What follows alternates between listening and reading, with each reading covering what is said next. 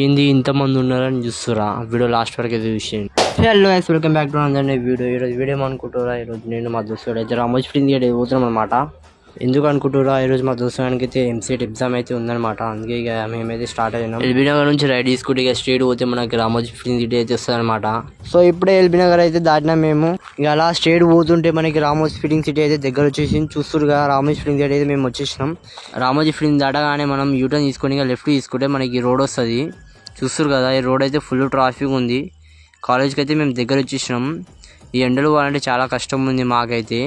ఎలానో అలా ఇక కాలేజ్ దగ్గర అయితే వచ్చేసినాం. చూస్తారు కదా, ఇక నడుచుకుంటూ వస్తున్నాం ఇద్దరం.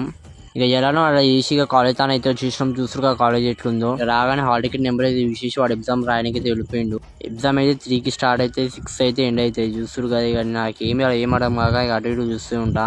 సో ఇప్పుడే ఎగ్జామ్ అయిపోయింది అనమాట. చూస్తారు ఎంత మంది ఉన్నారు ఎగ్జామ్ రాయడానికి. చాలా మంది వచ్చారు. ఇక్కడ ట్రాఫిక్ అయితే మరీ ఘోరంగా అయింది. చూస్తురుగా ఫ్రెండ్స్, చాలా ఇక మళ్ళీ మేము ఇంటికి అయితే వెళ్తున్నాం అనమాట. చూస్తురుగా, మీకైతే ఒక క్వశ్చన్ అనమాట.